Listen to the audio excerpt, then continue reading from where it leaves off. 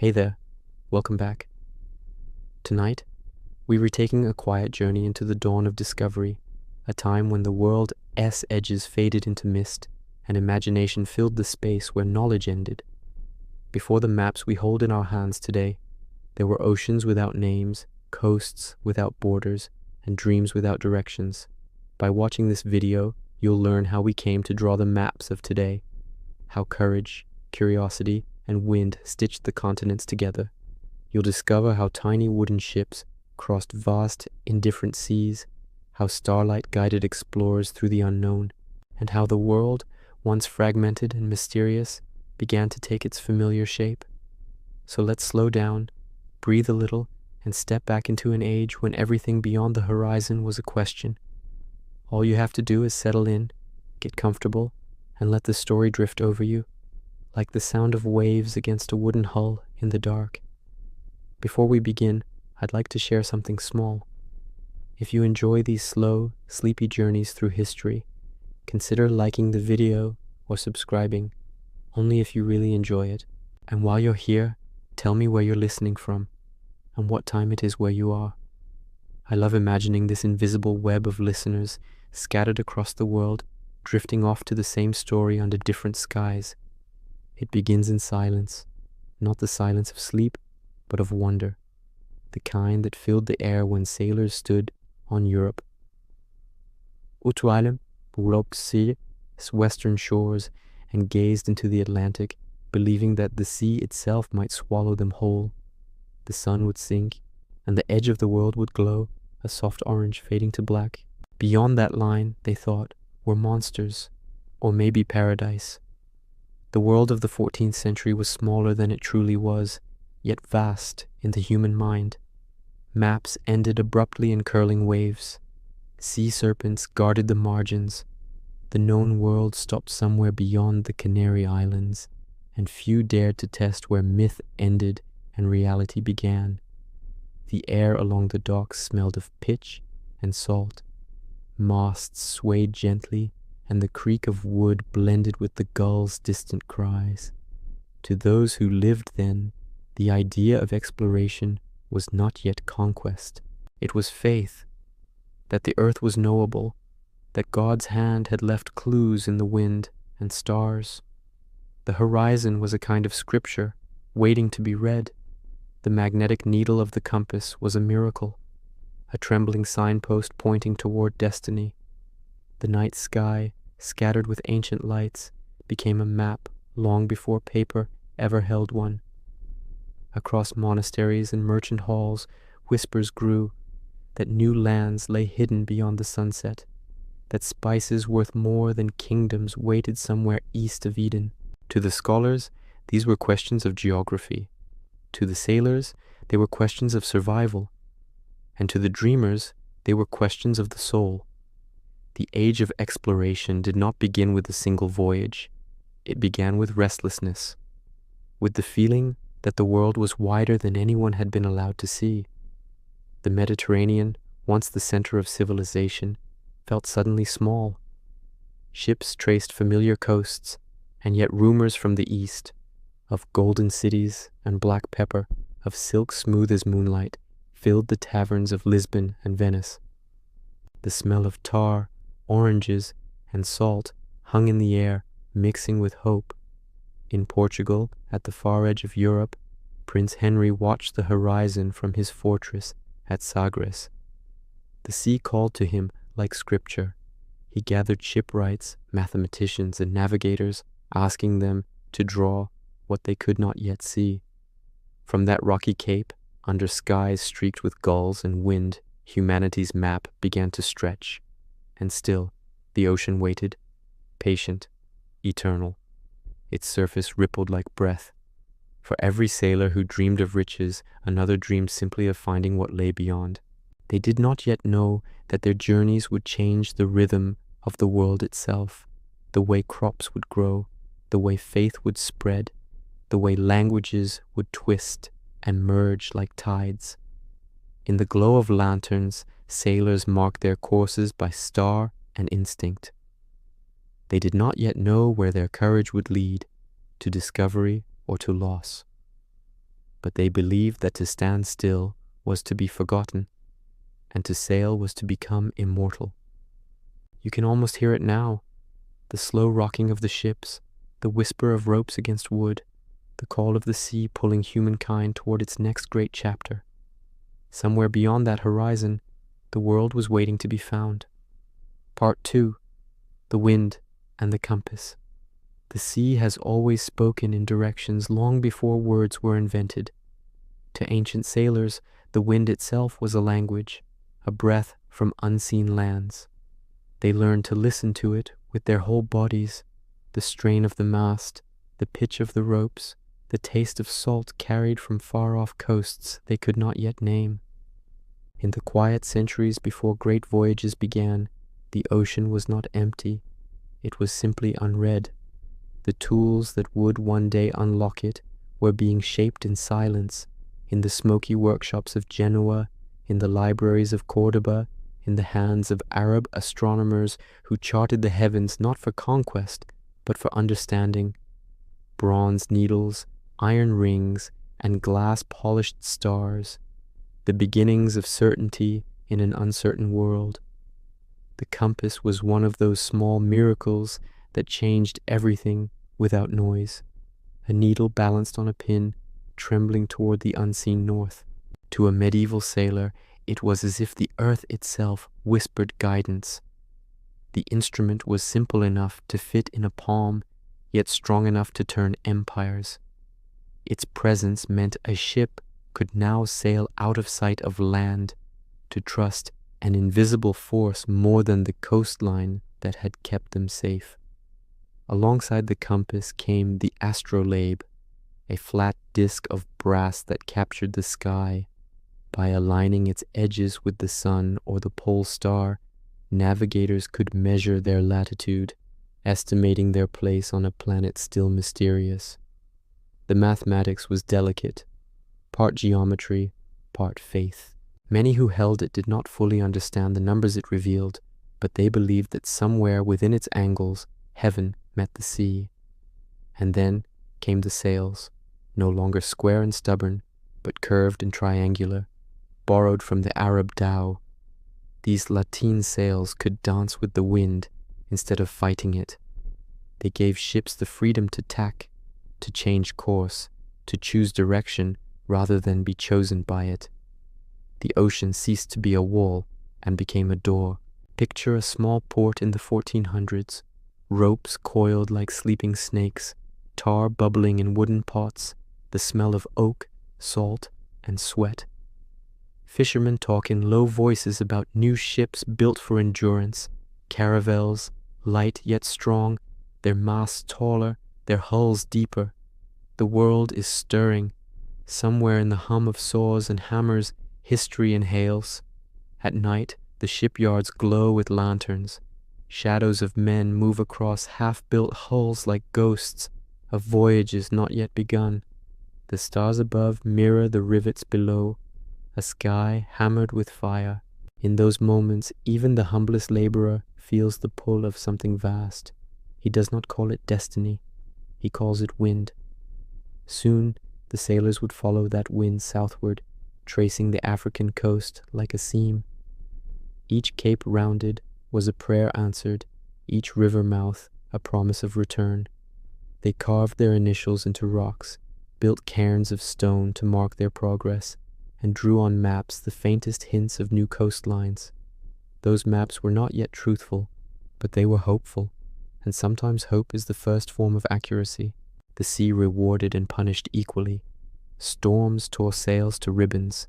Hulls splintered on unseen reefs. The compass could not save a man from the wrath of the weather. But when the clouds parted, and the wind steadied, and the sun climbed out of the horizon like forgiveness, they sailed again, always onward, as if the earth itself demanded to be known. Knowledge, in those days, came at a cost, measured in lives. Yet every wreck, every failure, became a note in the growing symphony of discovery. Word spread between ports, of strange birds sighted, of warm currents that hinted at islands unseen, of stars that shifted slightly farther south. The world was whispering hints of its true shape, and humankind had begun to listen. Back in Europe, the new instruments spread quietly from hand to hand. Scholars copied diagrams by candlelight. Merchants funded expeditions not out of greed alone, but out of hunger. For spices, yes, but also for the certainty that lay beyond myth. A sense was dawning that the earth was round, measurable, and navigable. Faith and geometry were learning to share the same map. By the middle of the 15th century, the ocean had ceased to be an endless fear. It became instead a question, not whether land existed beyond the horizon, but who would find it first.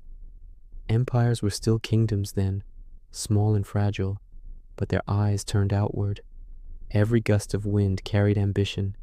Every compass needle trembled toward the future. If you listen closely, you can still hear it. The slow rhythm of waves against wooden planks, the sigh of ropes in the dark, the faint metallic click of a compass lid closing. The tools of discovery were ready. The world was waiting. And soon, the first true voyages would begin. Part 3, the silk that started it. All long before the sails of Europe turned the oceans white, the world was already connected by quiet, invisible threads. They weren't drawn on maps or ruled by kings. They were woven from silk, salt, and story.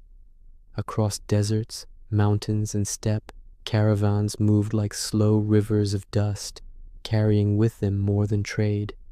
They carried the rhythm of the ancient world. The Silk Road was not one road, but many, a web stretching from China's yellow plains to the blue edges of the Mediterranean.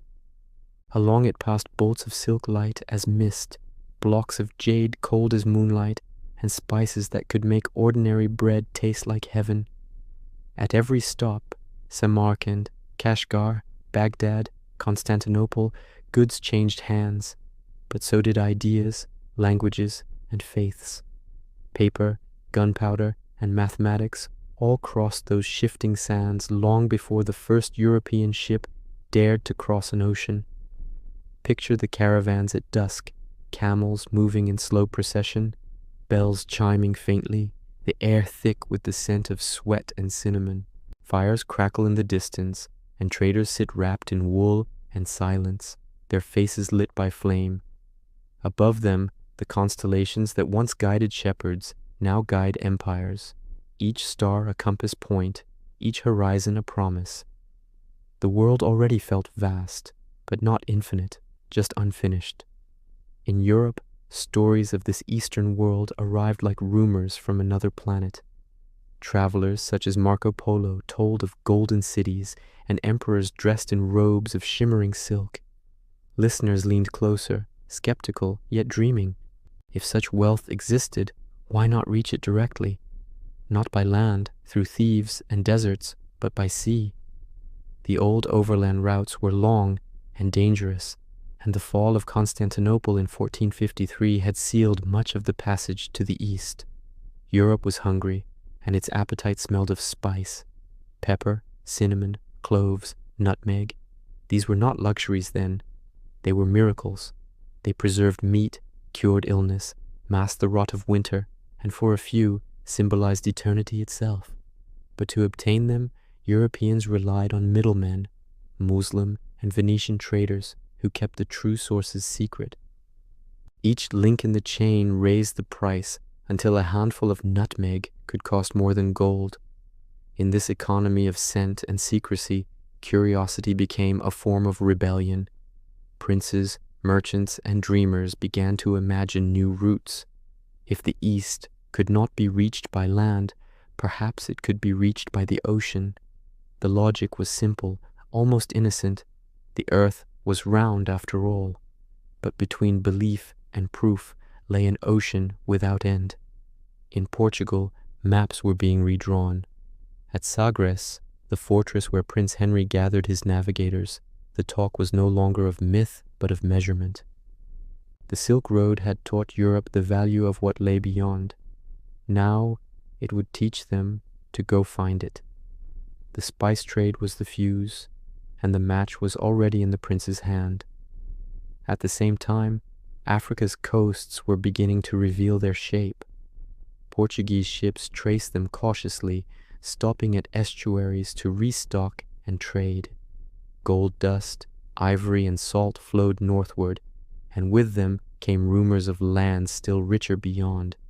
The winds of the Atlantic were studied like sacred texts. Captains learned the rhythms of the currents, the Canary drift, the trade winds, invisible highways written by nature itself.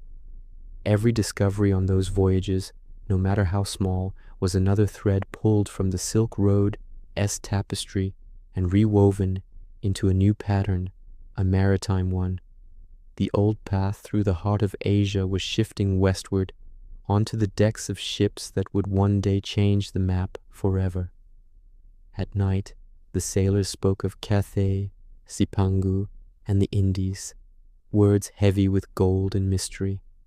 They didn't know their geography, they knew only desire. The East had become a legend reflected on the water's surface, something half remembered from a dream, and like all dreams, it begged to be chased. Through this longing, the spirit of exploration was born, not from conquest yet, but from hunger and wonder. The silk that once shimmered in caravan light had become the spark for sails that would soon catch the sun. The winds that carried spices across Asia would soon carry men across the sea. In this way, every thread of silk became a line of latitude. Every grain of spice became a compass point, and far to the west, where the ocean met the sky, the next chapter of discovery waited, silent, endless, and blue. Part 4, Portugal and the Prince of Maps. The age of exploration did not begin with thunder or conquest. It began in the hush of Atlantic winds, in the quiet persistence of one small kingdom facing the endless sea. Portugal, narrow, rugged, and sunstruck, stood at Europe's edge like a question waiting to be asked. Its people fished, traded, and watched the horizon with a mix of fear and fascination. Beyond that line of blue, they believed, was either salvation or oblivion. Prince Henry, whom history would call the navigator, was never truly a sailor. He was a listener to stories, to winds, to whispers of worlds unseen. From his fortress at Sagres, perched above the restless cliffs of the Algarve, he gathered those who shared his obsession, map-makers, shipwrights, mathematicians, and mariners who could read the sea as others read scripture. The fortress became a school without walls, open to every wind, facing always toward the unknown. In its workshops, compasses lay beside parchment. Astronomers traced stars on ceilings, and shipbuilders tested hulls in saltwater troughs. Maps were drawn, erased, and redrawn, not because they were wrong, but because the world kept changing shape. Every returning voyage stretched the borders of the known by a finger's width. A cape found, a current measured, a coastline guessed. The prince's dream was simple, to reach the riches of the East by rounding Africa, and in doing so, to outflank the Venetian and Ottoman trade networks that choked Europe's hunger for spice. But beneath that practical goal was something quieter, a sense that God's creation was meant to be understood, not feared. The more they mapped, the more sacred the sea became. Down the coast they went, Gil Ianes, Nuno Tristão, Diogo Cao, their ships cutting through waters no European had charted. Each voyage returned with something new, exotic woods, stories of strange animals, and fragments of coastlines sketched by trembling hands. The sea, once seen as a devourer, began to reveal its patterns. Its dangers could be measured, its moods could be learned. On the decks of those caravels, the world felt both infinite and intimate. The smell of salt and pitch clung to every rope. The creak of timber was a heartbeat.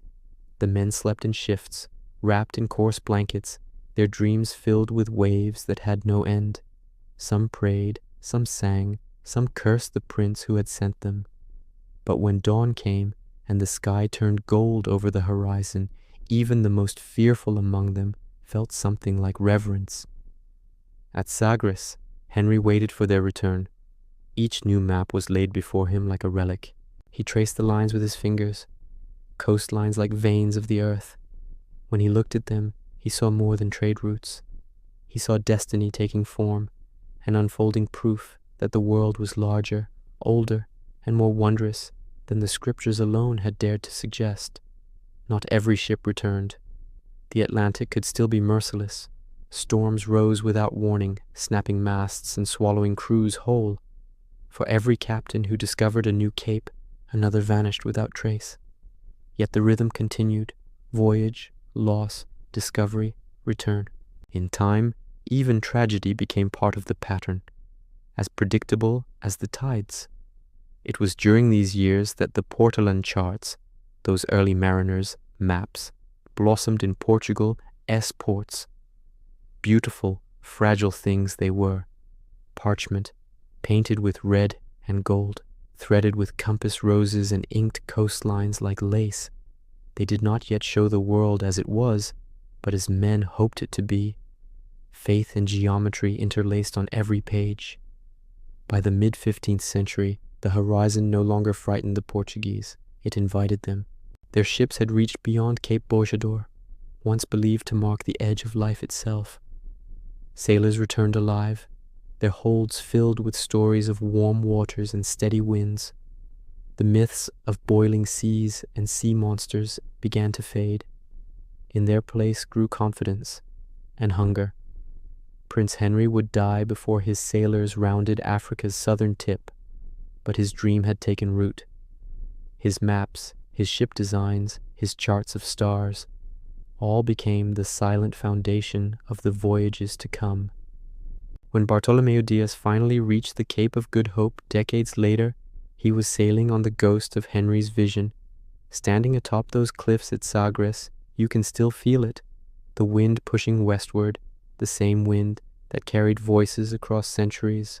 The stone walls of his fortress still face the Atlantic, eroded but enduring. If you close your eyes, you can almost hear the scratching of quills on parchment, the flutter of sails in the distance, and the faint murmur of a man who believed the world could be known if only one dared to measure it. And somewhere below, beyond sight, the ocean waits, vast, steady, eternal, ready to carry the next voyage farther than any mapmaker had yet imagined. Part 5. Rounding the ends of the earth. The sea was no longer a rumor. It had form now, winds with direction, stars with purpose, currents with names. Yet to the men who followed the coast of Africa southward, it still felt like stepping into God's unfinished work. Each voyage left Europe smaller behind them and the unknown larger before. The ships that carried them, slender caravels with high sterns and sweeping sails, were both fragile and miraculous.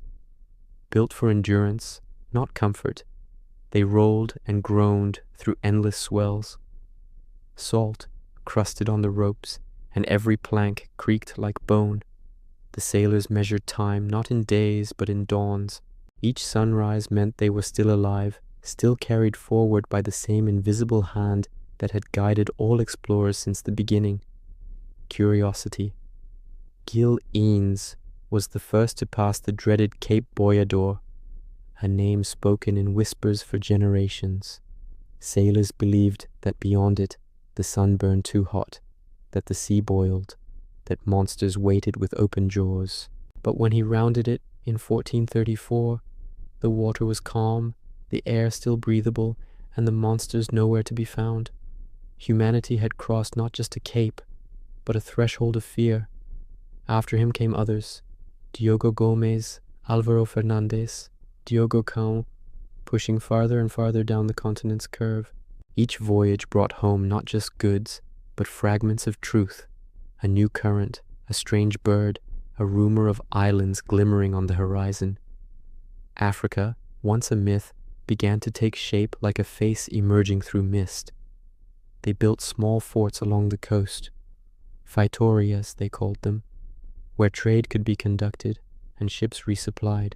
Gold dust gleamed in the sunlight, ivory stacked like pale firewood, and the first captives of a darker trade began to appear in the holds. The age of exploration was also becoming the age of taking. At sea, the days stretched into sameness. The sky was their ceiling, the waves their walls. When the wind died, silence pressed like a weight. The men would sit in the heat, listening to the groan of timber, their thoughts drifting between prayer and madness. But when the wind returned, that sudden rush, that whisper of deliverance, it felt like grace itself. Then, in 1488, Bartolomeo Diaz sailed farther south than any before him. His fleet of 3 ships, caught in violent storms, was blown far out into the Atlantic. For days, they drifted blind, the sky a curtain of rain. When it finally cleared, they turned east and found open sea stretching northward. They had passed the tip of Africa without realizing it. When Diaz saw the coastline bending back toward the sunrise, he knew. The Indian Ocean lay ahead. He called it the Cape of Storms.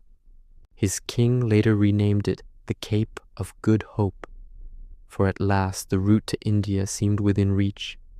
But the sailors who had faced those tempests knew the truth. Hope and peril were twins. They had survived by luck as much as skill.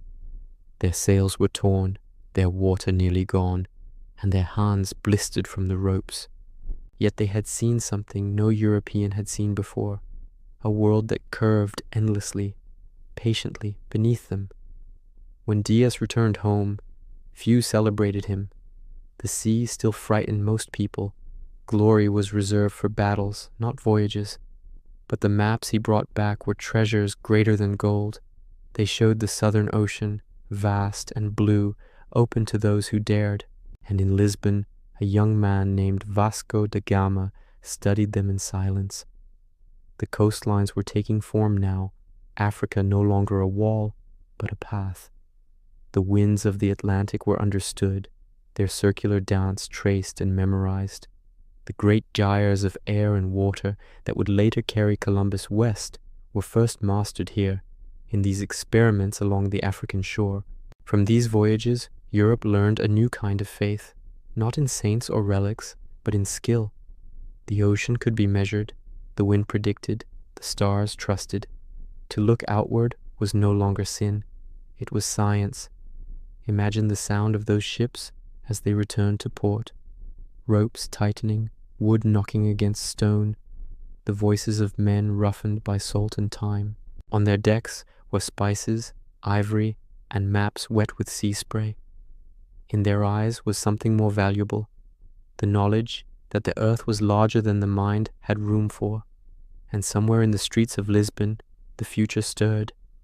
A Genoese sailor waited for an audience with the king. His name was Cristoforo Colombo, and he carried a different dream, not around Africa, but straight across the sea. Part 6, Columbus and the Ocean Sea.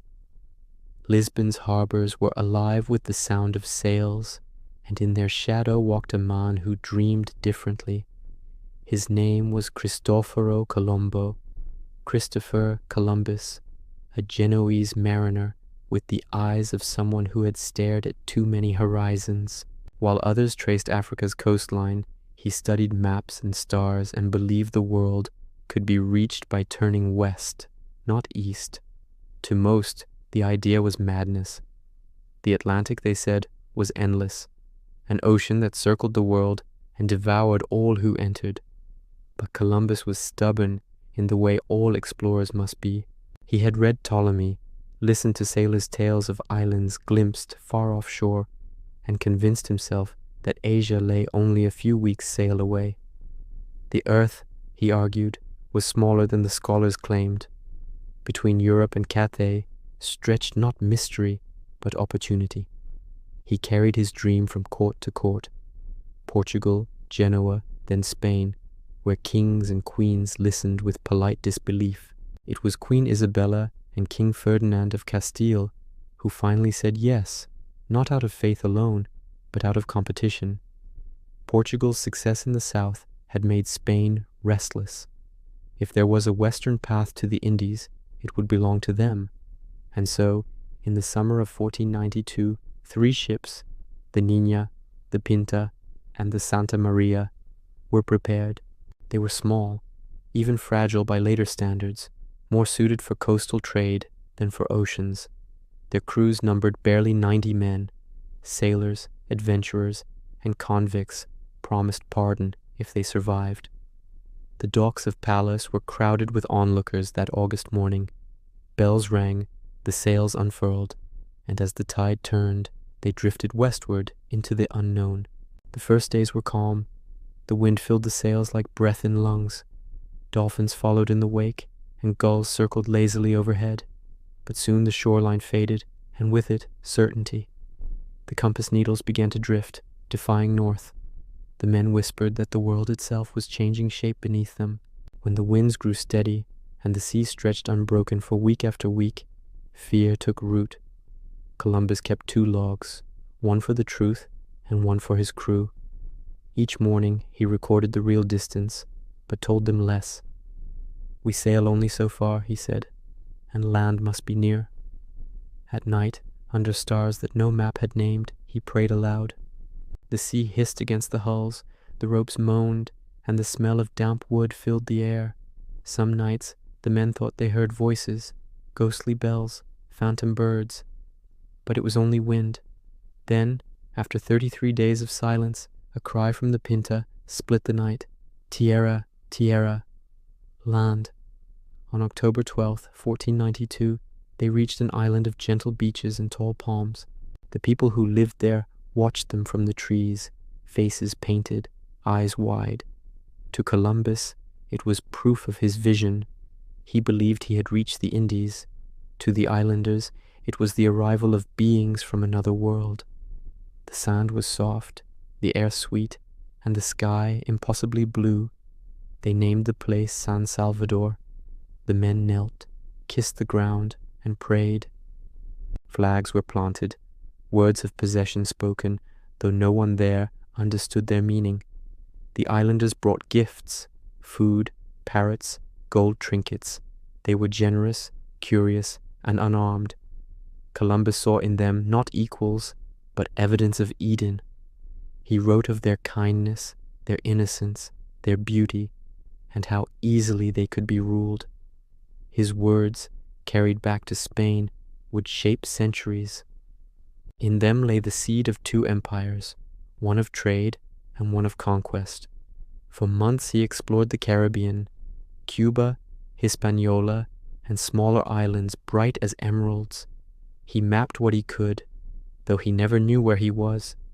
He believed China lay just beyond the next horizon. The ships creaked through turquoise shallows, the men sick with fever and salt. Yet each day they pressed onward, deeper into what would one day be called the New World. When Columbus returned to Spain, his ships tattered, and his body hollowed by exhaustion, the bells rang again, this time for glory. He was received as a hero, though he brought no spices, no silks, no proof of Asia. What he carried instead was something more powerful, the idea that the ocean could be crossed, and the world itself was larger than anyone had imagined. The streets of Seville filled with rumor and wonder. The Pope drew a new line on the map, the Treaty of Tordesillas, dividing the earth between Spain and Portugal, as if the oceans could be owned.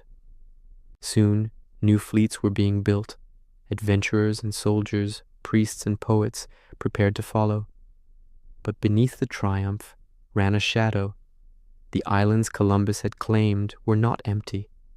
They were homes to people with their own names for the stars and the sea. And as Europe's hunger grew, so too did its reach. The next ships to cross the Atlantic would carry not discovery, but dominion. Still, that first crossing remained a threshold, a fragile bridge between myth and map. Standing on the shore of San Salvador, with the waves whispering at his feet, Columbus could not know that his voyage would bind the continents together forever, for better and for worse. The ocean sea, once thought infinite, had been crossed. The world had found itself, and nothing, not even the wind, would ever be the same again. Part 7.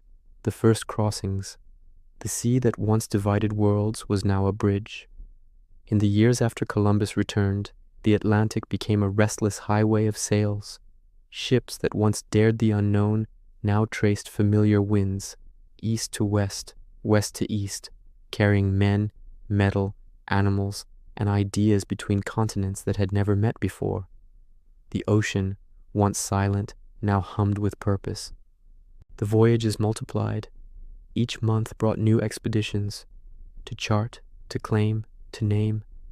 Spanish ships left from Cadiz and Seville, their hulls heavy with hope and greed.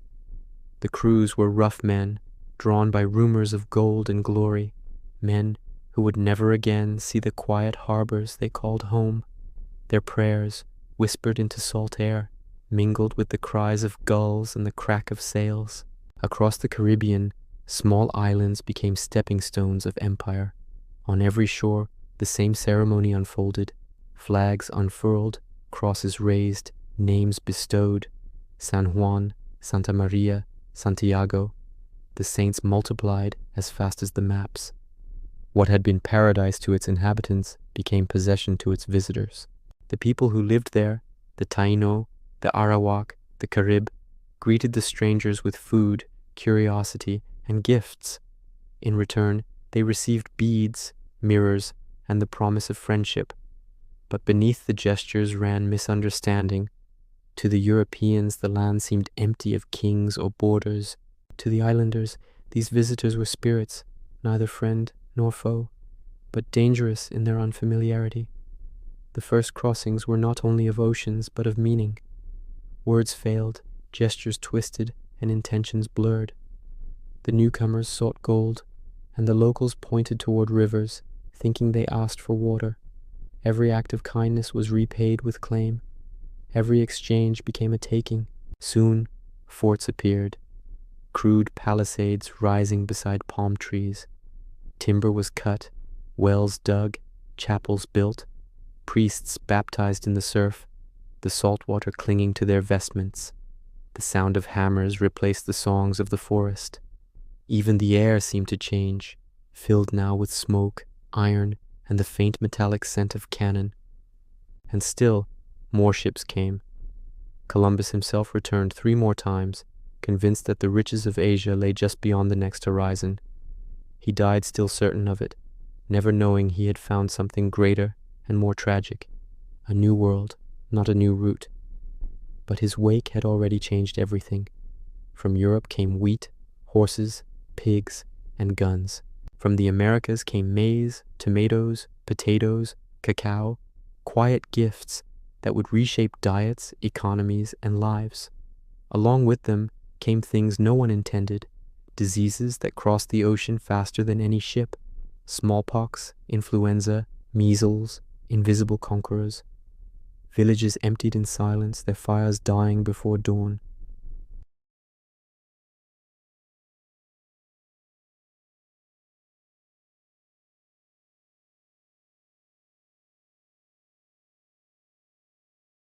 Painters imagined scenes of discovery, noble men in armor, kneeling in the sun, but they never painted the faces of those who vanished. The ocean's voice changed, too. It was no longer the song of adventure. It was the heartbeat of empire. Every voyage carried soldiers as well as sailors, priests as well as poets. Faith and fire rode the same wind.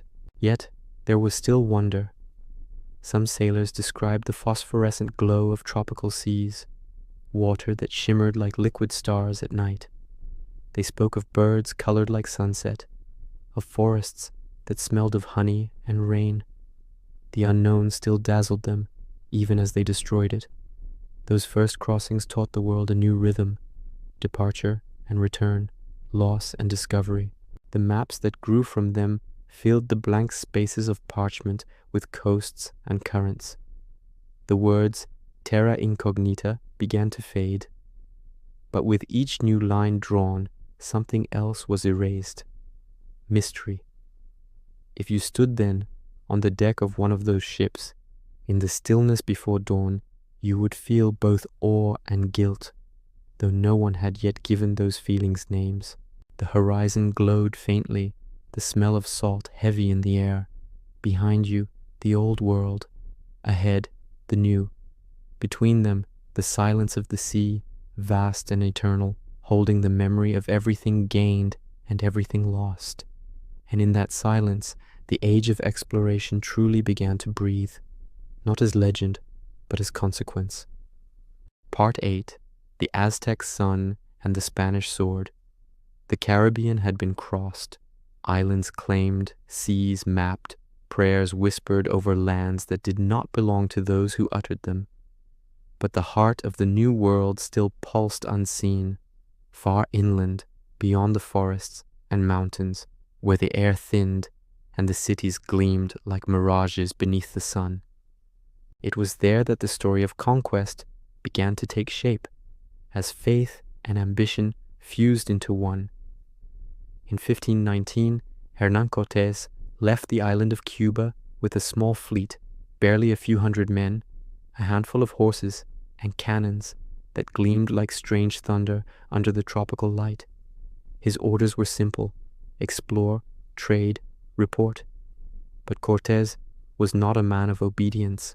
He was a man of hunger, for gold, for glory, for the kind of immortality that leaves ruins behind.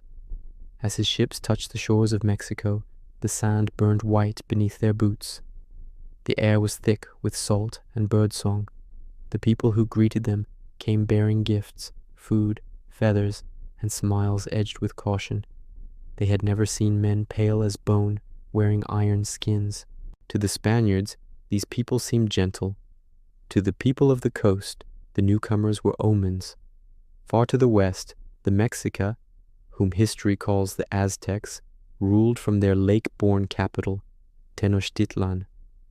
It was a city of astonishing beauty, canals like silver veins, causeways wide enough for armies, temples that rose into the clouds. At its center burned the sunstone of their world, their faith, their order, their reason for being. When Cortés heard of it, he saw destiny. Guided by translators, allies, and a cunning born of necessity, he began his march inland. Along the way, he met both resistance and welcome. Some cities joined him willingly, hoping the strangers might free them from the Aztec tribute system. Others fought and fell beneath gunpowder and steel, sounds the land had never heard before. The march was slow, filled with unease. The jungle gave way to highlands, and the air grew cooler. Horses, creatures unknown to the natives, struck terror in those who saw them. The thunder of hooves echoed through the valleys like the approach of gods. In Tenochtitlan, Emperor Moctezuma heard reports of these pale visitors. Some said they were divine messengers, others demons. Unsure, he chose diplomacy over war. When Cortés entered the city, he found it more splendid than any in Europe, cleaner, grander, alive with music and color. Bridges spanned the waters, flowers floated in the canals, and towers shimmered with obsidian and gold. For a brief moment, it was peace. Two worlds walked together through streets of wonder, exchanging gifts and words that neither truly understood. Yet beneath the civility lay tension, two suns sharing one sky. Then came betrayal. Cortés took the emperor hostage, fearing rebellion. The Spanish soldiers, restless and greedy, ransacked temples and melted gold into ingots. The sacred was reduced to coin. The city rose in fury, drums beating like thunder, obsidian blades flashing in the night. What followed was chaos, siege and slaughter, famine and disease. The canals ran red. Smallpox arrived with the invaders, unseen and unstoppable. It spread faster than armies, faster than prayers. When the smoke finally cleared, Tenochtitlan was ash and silence. The empire of the sun had fallen beneath the shadow of the cross. In Europe, the news arrived like a miracle. Chroniclers called it divine will. The Pope blessed new conquests. Gold poured into Spain, chalices, crowns, and coins stamped with the likeness of kings who had never seen the lands that made them rich. The streets of Seville glittered while the temples of Mexico lay in ruin. But even among the victors, there was unease. Some priests wrote that they had seen too much cruelty to call it God's work. Some soldiers, haunted by what they had done, confessed that the city's beauty had deserved better than fire. Yet history moved on, as it always does, washing even guilt in the tide of progress. Where once had stood gardens and altars, cathedrals rose. Spanish bells rang across the same waters where Aztec drums had beaten. The new world was remade in Europe's image, and the old one buried beneath its stones. Still, at dawn, when the sun rises over the Valley of Mexico, the light touches both the cathedral spires and the ruins beneath them, and for a moment the two worlds breathe together, one remembered, one surviving, both eternal beneath the same sky. Part 9. Magellan's Shadow. The dream of reaching Asia by sea had driven sailors around Africa and across the Atlantic, but one question still lingered in the air like a riddle. Could a man sail west and keep sailing until he reached the east? Could the oceans, vast and cruel, be circled entirely by human will? In 1519, Ferdinand Magellan set out to find the answer. He was Portuguese by birth, but had quarreled with his king, so he turned to Spain, offering his loyalty and his vision to those who would listen. The crown agreed, perhaps out of pride, perhaps out of rivalry.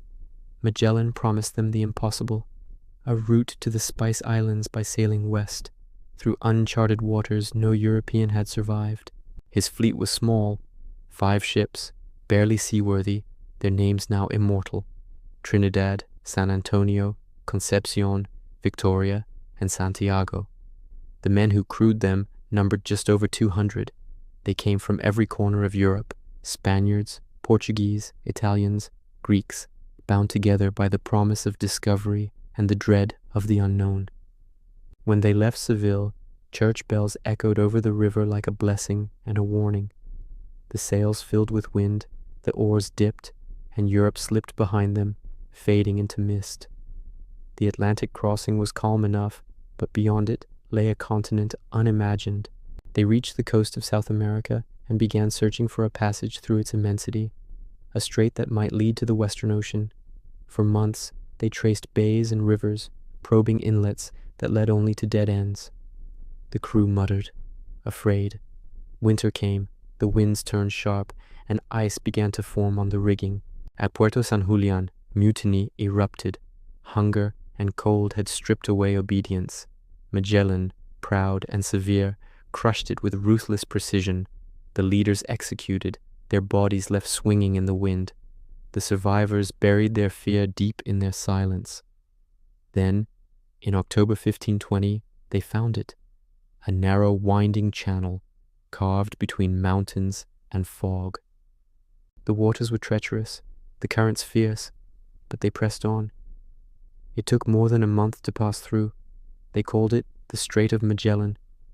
When they emerged, they looked upon a sea so vast, so still, that it seemed blessed.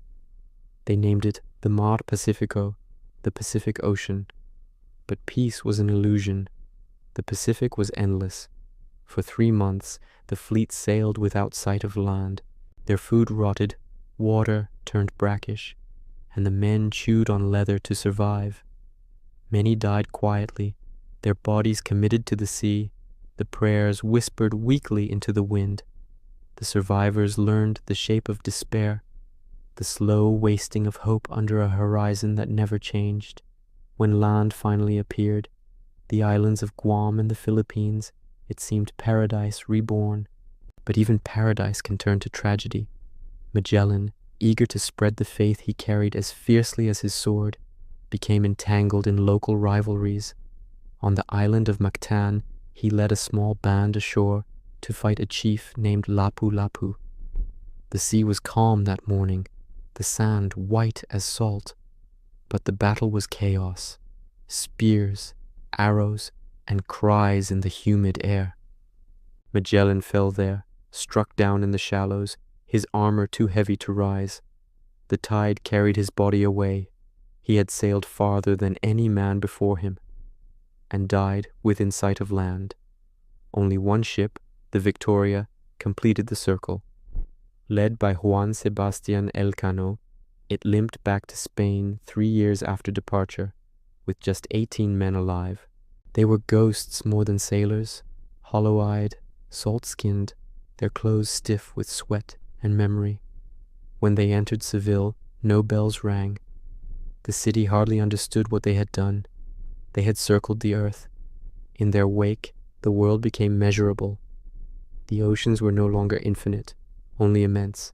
The stars had guided them true, and the earth's roundness was no longer theory, but proof carved into exhausted flesh. Magellan's name became legend and shadow.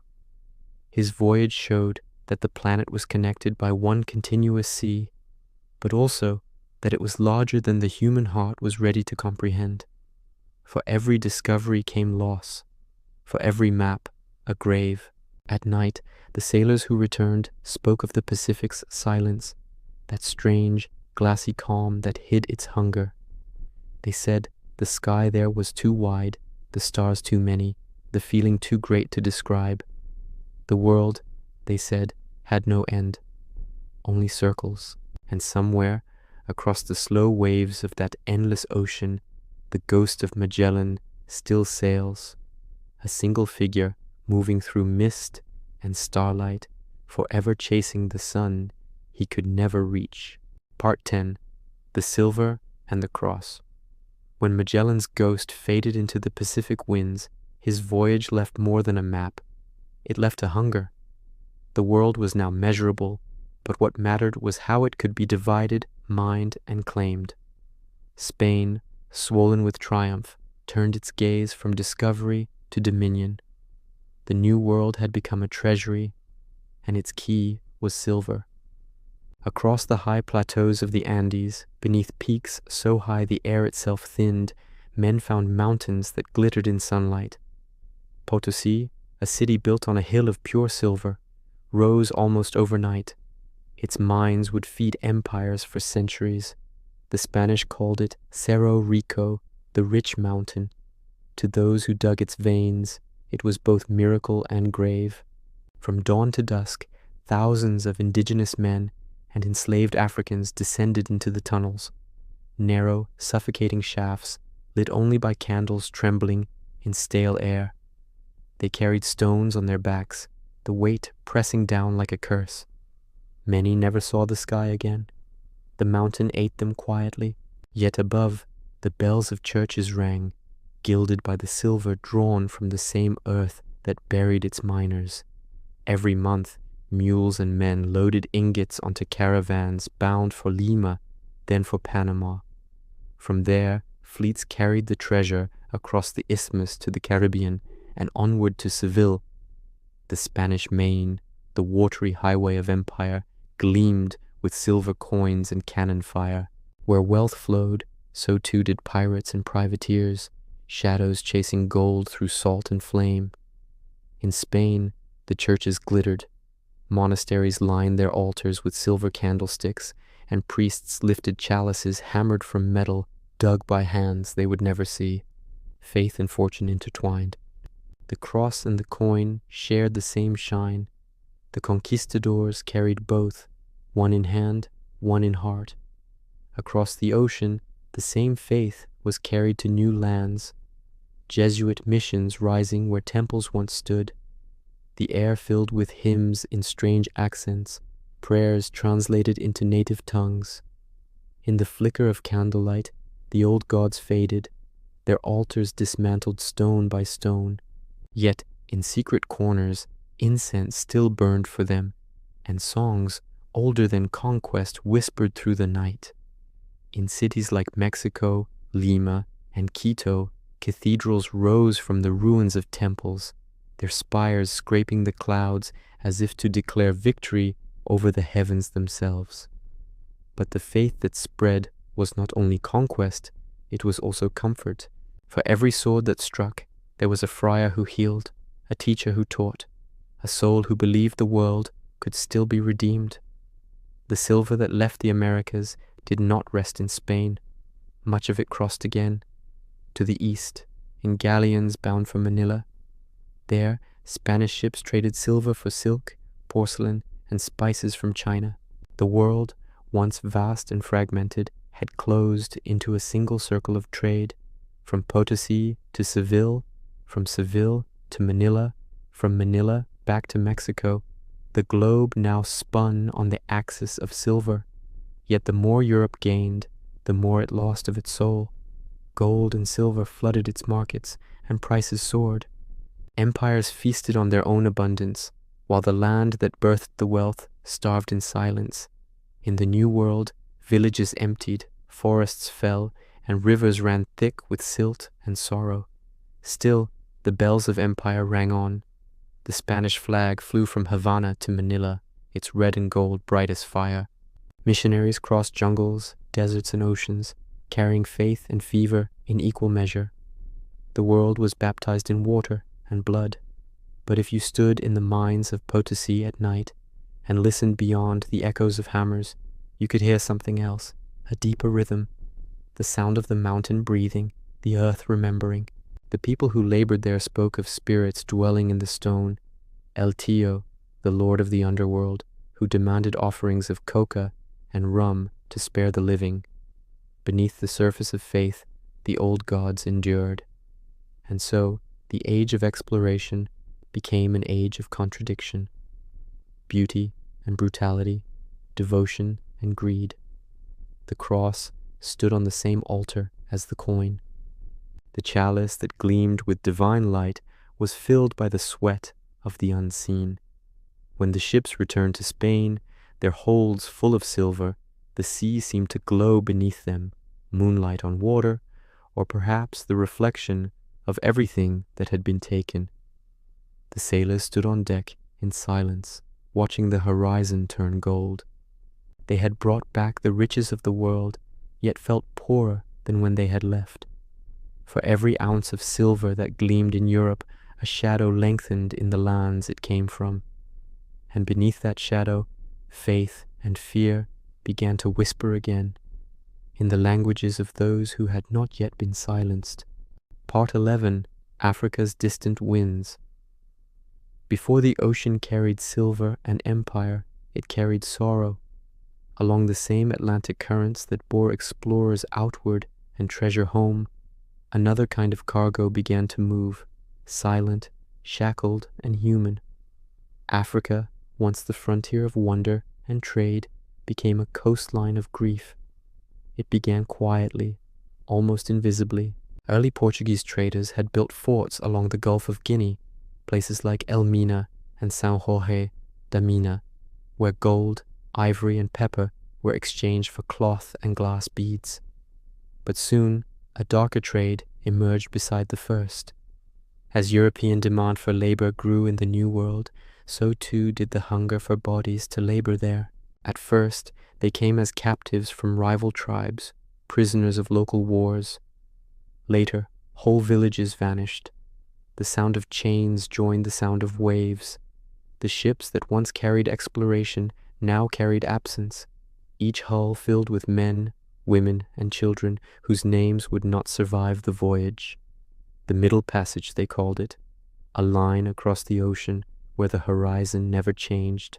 The stench below deck was unbearable. Salt, sweat, and fear mingled into one airless night. The sea was both witness and accomplice. Many jumped overboard rather than endure it.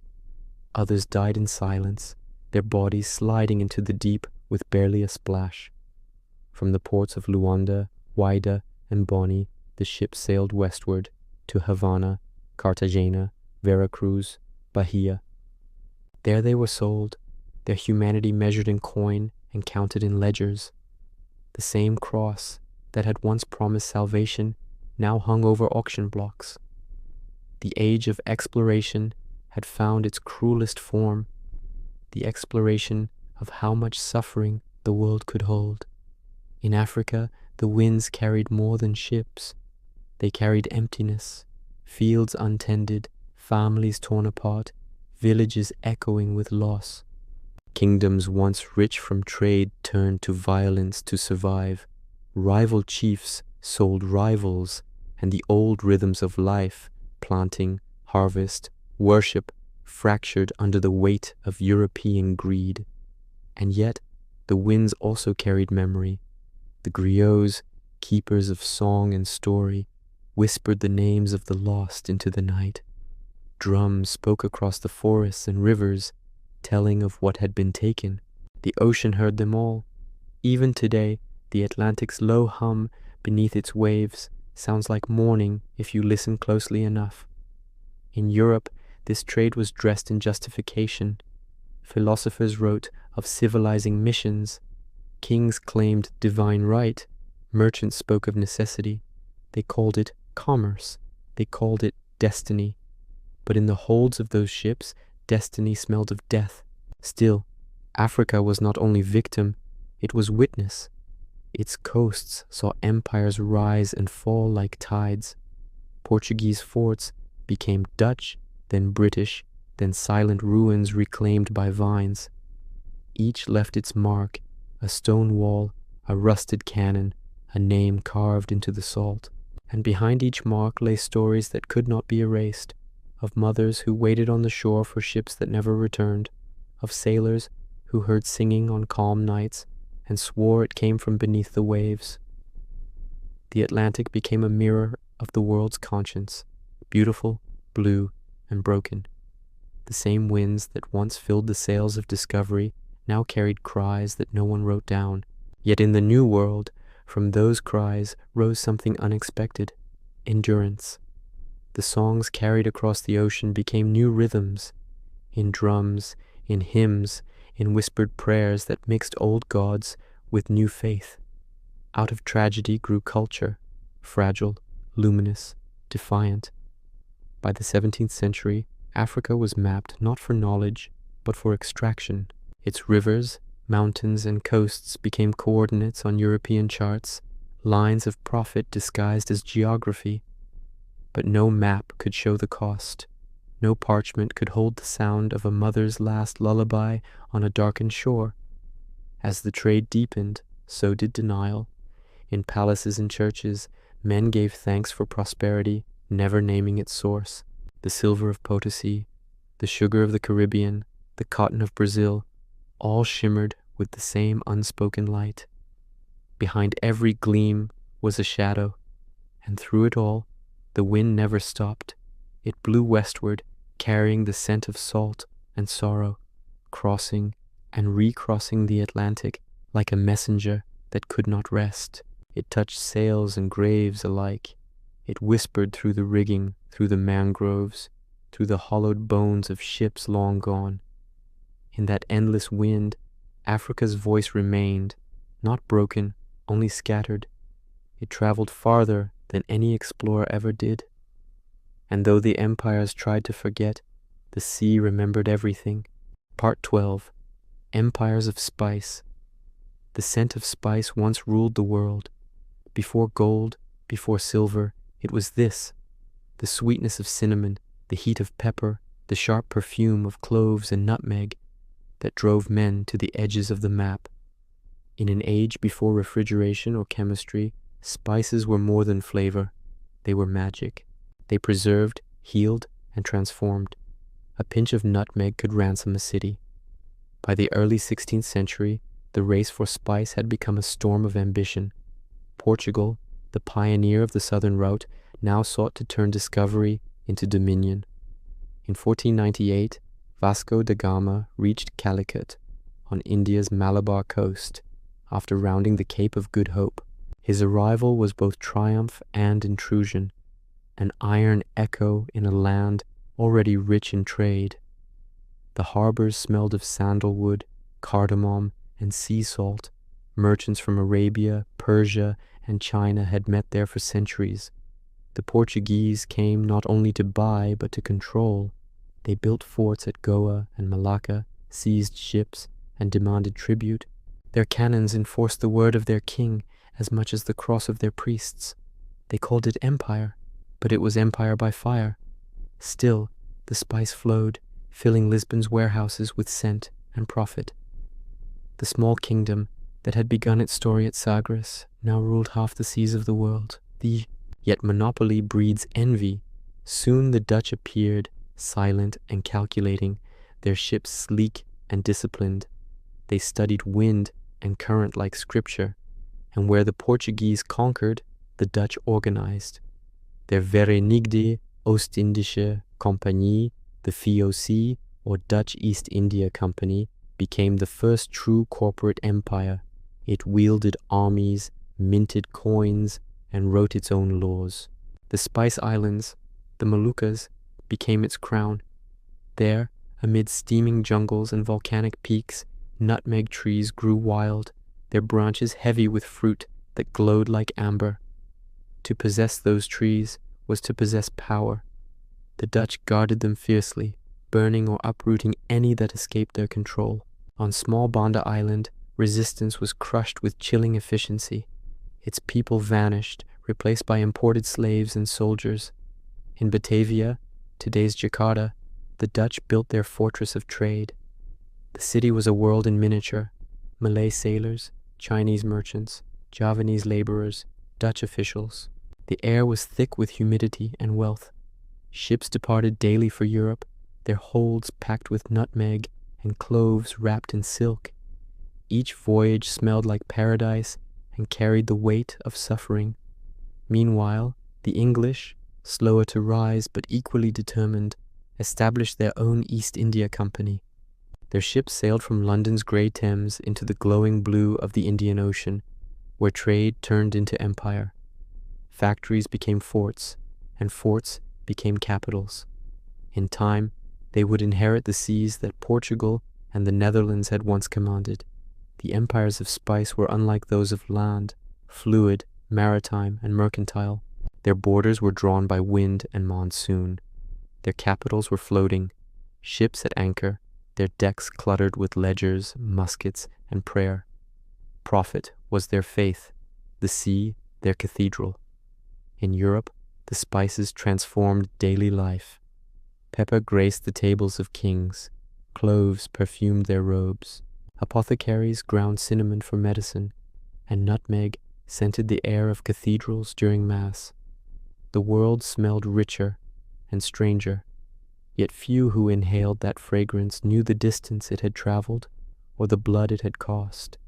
The oceans themselves changed. Trade winds became highways. The monsoon, once feared, became a timetable. Sailors learned to move with the pulse of the planet. East when the winds blew steady, west when they returned. Nature was now a schedule, predictable and profitable. And beneath it all, the same rhythm continued. Departure and return, giving and taking, faith and fear. On distant islands, priests baptized children beneath nutmeg trees, while overseers tallied shipments bound for Europe. The cross and the ledger shared the same page, but even as the Dutch and Portuguese tightened their grip, they could not contain the tides. Smugglers carried seeds in secret, merchants bribed sailors, and slowly the monopoly cracked. Nutmeg trees were planted in Ceylon, cloves in Zanzibar, cinnamon in the Caribbean. The world itself became a garden of empire. Still, the original islands, the Bandas, the Moluccas, the place where the dream began, remained haunted. The air there was too sweet, the silence too deep. On nights when the wind shifted, sailors said they could still smell the ghosts, a mingling of spice and smoke, of prophet and prayer. In that scent lingered the memory of what the age of exploration had truly become. Not a search for the unknown, but a mastery of it. The earth had been mapped, measured, and sold by the pound, and yet, somewhere beyond the edge of every chart, the sea still whispered of mysteries no empire could own. Part 13. The Floating Empires. By the 17th century, the sea itself had become an empire. The nations of Europe, Spain, Portugal, the Netherlands, England, France, no longer saw the ocean as a barrier, but as a kingdom without borders. Whoever ruled its waves ruled the world. Harbors once filled with fishing boats now thundered with the groan of galleons and the crack of ropes. The smell of tar and oak drifted through coastal towns like incense. Flags rippled in every wind, crosses lions, crowns, and coats of arms, each one claiming a piece of the infinite. These were the floating empires. Their cities were ships, their streets, trade routes, their citizens, sailors. Every horizon was a frontier, every storm a tax. The old medieval world of stone walls and moats had given way to one made of wood and water. The world itself was now a marketplace, its boundaries written in tides. Spain's fleets, laden with silver and gold, crossed the Atlantic in great convoys guarded by cannons. From Havana and Cartagena, they carried treasure home through the dangerous waters of the Caribbean. Pirates and privateers, some sanctioned by rival kings, waited in the coves of Tortuga and Port Royal, hungry for plunder. The Caribbean became a chessboard of nations, its blue squares stained by smoke and salt. In the east, the Dutch and English fleets competed with equal fury. Their ships clashed in the English Channel, the Indian Ocean, and even in the frozen waters near Java. Naval battles unfolded like slow-moving storms, sails torn, masts splintered, cannon fire echoing over empty seas. The victors claimed ports, the defeated left bones. But empire at sea was more than war. It was logistics, patience, and mathematics. Captains became navigators of time as much as space, measuring every degree of longitude, every shift of wind. On deck, hourglasses turned endlessly, their sun marking not just minutes but fortunes. The ships themselves became machines of empire, laboratories, prisons, temples, and graves all at once. Below decks, sailors lived in a world of creaking wood and darkness. The air was damp and heavy with the smell of tar, salt, and sweat. Hammocks swung gently between beams, rats scurried in the grain stores, and water dripped from the ceiling in a steady rhythm. They sang to keep their courage, songs of home, of love, of storm survived. The sea was vast, but their lives were measured in inches. Above, officers traced their position by the stars, their charts illuminated by lantern light. A wrong calculation could send a fleet hundreds of miles off course, into hunger or despair. Yet these fragile wooden worlds kept moving across the Atlantic, around the Cape, through the monsoon winds, a ceaseless pulse connecting continents. In ports across the globe, Amsterdam, Lisbon, London, Batavia, Goa, Manila, warehouses swelled with goods, sugar, coffee, tobacco, silk, porcelain, tea. The smell of the world mingled there, sweet, bitter, and intoxicating. Each crate held not just trade, but transformation. Europe grew fat on flavors it had never known before. Banks rose beside cathedrals. Merchants became monarchs in all but name. A new language of power replaced the old one of lineage and sword, the language of capital. Ships were no longer just national. They were investments, their voyages insured, their profits shared. The sea had become an economy as vast as the ocean itself. And yet, in the quiet moments between ports, the same silence returned. Alone on the open water, even the most hardened captain felt small. The ocean had given them dominion, but not understanding. Storms could still crush fleets in a night. Currents could drag them off course, and disease, scurvy, fever, dysentery could empty a ship faster than any battle. Still, they sailed. They could not stop. The world was turning faster now, and the winds themselves seemed impatient. The floating empires had begun to merge, their routes overlapping, their ambitions colliding. Wherever they went, they carried flags, faith, and firearms. In distant coves, the locals watched the horizon darken with sails and wondered if the world had changed forever. It had. The sea no longer belonged to those who lived beside it, but to those who had learned how to own its distances. At night, when the waves were calm and the stars shimmered above the masts, the sailors would lean against the railings and listen. the sound of ropes creaking, the hush of the wind, the steady breath of the sea. In those moments, they felt it, that they were part of something vast, unstoppable, and perhaps doomed to consume itself. The floating empires ruled the waves, but already, beneath the calm surface, history was shifting. The maps were filling up. The winds, once free, were carrying whispers of exhaustion and change. Part 14. The Mapmaker's Dream.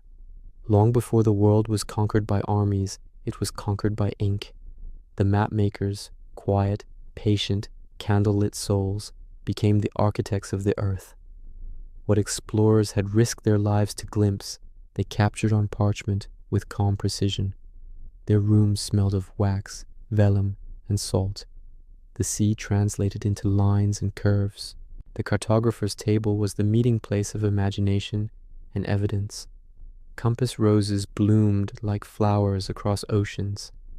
Lines of latitude and longitude grew like veins across continents.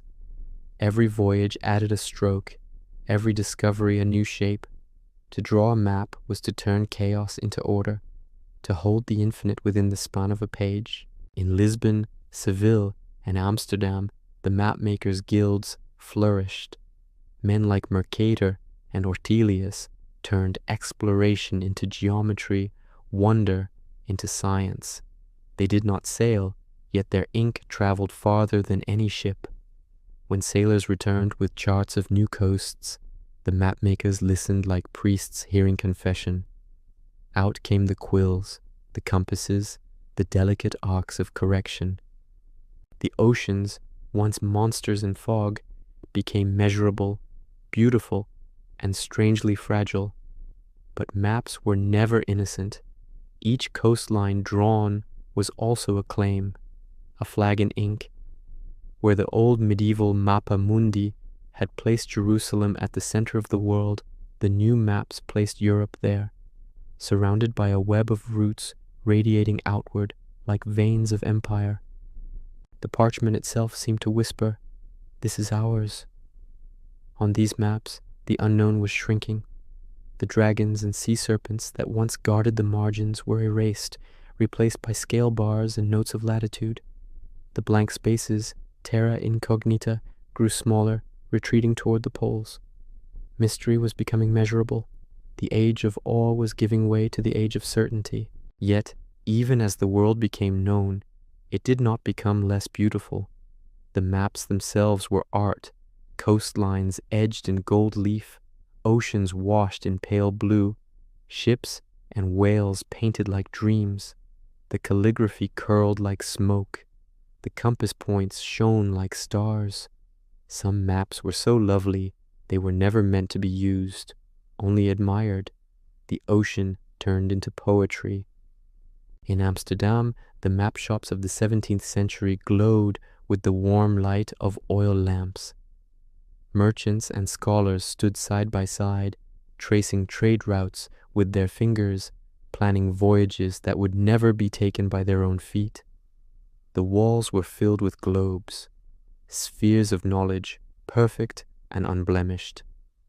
To touch one was to feel the planet made human, and yet, for all their precision, the maps lied as often as they told truth. Islands appeared where none existed, coastlines stretched too far or not far enough. Some errors were deliberate, secrets to mislead rivals. Others were hopeful, born of sailors' tales and wishful thinking. Cartography, after all, was a form of storytelling, one that turned rumor into geography. There was something almost sacred about the mapmaker's solitude. The world outside was loud with conquest, but inside these rooms, time slowed. The scratch of a quill replaced the clash of steel. Through the window, perhaps, the faint hum of a harbor drifted in, the creak of masts, the cry of gulls, reminders that every line drawn had cost a life somewhere at sea. To look at a map in those days was to hold contradiction in your hands. It was a promise of knowledge and a record of loss. Every neat border contained a chaos of conquest. Every elegant label, New Spain, New France, New Holland, was written over the erased names of older worlds. Still, the mapmakers dreamed. They dreamed of totality, a globe complete, no blank corners left. They imagined a world where the sun could set on one empire and rise on another without mystery between. It was a dream born of wonder, but driven by control. And when, at last, the final spaces began to fill, some of them felt a quiet sadness. They had spent their lives chasing the unknown, and now it was almost gone. The earth, once infinite, now fit neatly between the edges of their parchment. In the stillness of their workshops, they would set down their quills and look at what they had made, this fragile world of ink and paper. The lines shimmered under lamplight, delicate as veins under skin. It was beautiful, yes, but it was no longer wild. The mapmakers had done what explorers and kings could not. They had tamed the earth without stepping outside their doors. Yet in doing so, they had drawn the first outlines of modernity and the last outlines of mystery. The dream of discovery was becoming the dream of mastery. The world was now known, but knowing they would learn was only the beginning of loss. Part 15. The Missionaries and the Moon. When the sails of empire filled the horizon, they carried not only soldiers and merchants, but faith. The cross followed the compass. As the oceans tied the continents together, so too did the church seek to bind the souls within them. The explorers had found new lands. The missionaries came to find new hearts. They arrived quietly at first, tucked among cargo and cannon. Jesuits, Franciscans, Dominicans, men of study and silence, carrying crucifixes instead of swords. They landed in the same ports as the traders and conquistadors. But while others built forts, they built chapels. The scent of incense began to mingle with the scent of spice. In the Americas, they walked barefoot through jungles and mountains, learning languages no European had ever heard. They baptized beside rivers and built schools beneath palm thatch. Some came with kindness, teaching, healing, recording. Others came with zeal, burning idols, tearing down temples, rewriting the world in Latin and prayer. Their letters home told stories of miracles and martyrs. In the forests of Brazil, a Jesuit named Anchieta taught catechism to children under moonlight, his voice rising with the hum of cicadas. In the cold mountains of Peru, friars carried small silver crosses to villages perched in the clouds. They spoke of salvation while the people listened politely, then whispered to their old gods when night returned. Across the Pacific, in Asia, the missions took on a different rhythm. There, the priests found civilizations older and prouder than their own.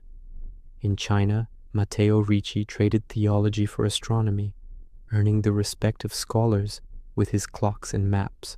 In Japan, Francis Xavier's words fell on ears both curious and cautious, until suspicion turned to persecution and the faithful were driven underground.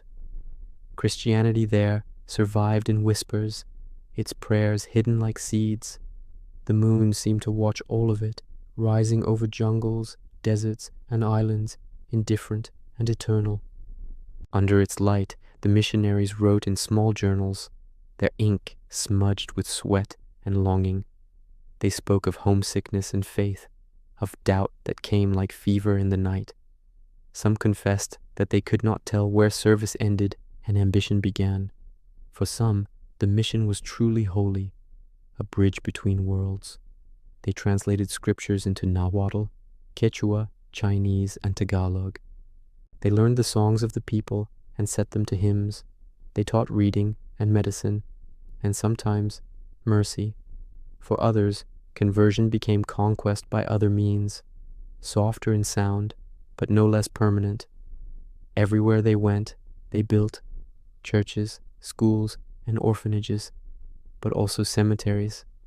The tropics were merciless. Fever, dysentery, and despair claimed many before their third year abroad. The survivors wrote home of paradise and purgatory intertwined. "We live," one wrote, "between the incense and the grave." Yet even as the cross spread, it changed shape. In the New World, saints took on the faces of local gods. In Africa, Christian hymns were sung in rhythms older than Europe itself. The message of one heaven was remade by 1,000 tongues. The missionaries dreamed of uniting the earth under a single faith. But faith, like water, always found its own course. Back in Rome and Seville, the letters arrived, bound in bundles, smelling faintly of mold and sea air. They spoke of conversions and miracles, of empires guided by divine will. Popes read them as proof of providence. Kings read them as proof of progress. But between the lines, there was often weariness. The priests who wrote them had seen too much. Children baptized and then enslaved, temples destroyed for their gold, prayers whispered through tears. At night, those far from home would look up at the moon, the same moon they had seen over Europe, and wonder if it shone differently here. Its light touched every shore the same, silver and silent. It saw the same hands raised in prayer, whether to Christ or to the stars. Under that moon, the old and the new faiths learned to coexist, not as equals, but as echoes. In some remote valley, a priest and a shaman might pass each other at dawn, nodding quietly, each carrying their own truth through the mist. By the end of the 17th century, the world was full of crosses. Some stood tall against the jungle canopy, others half buried in sand.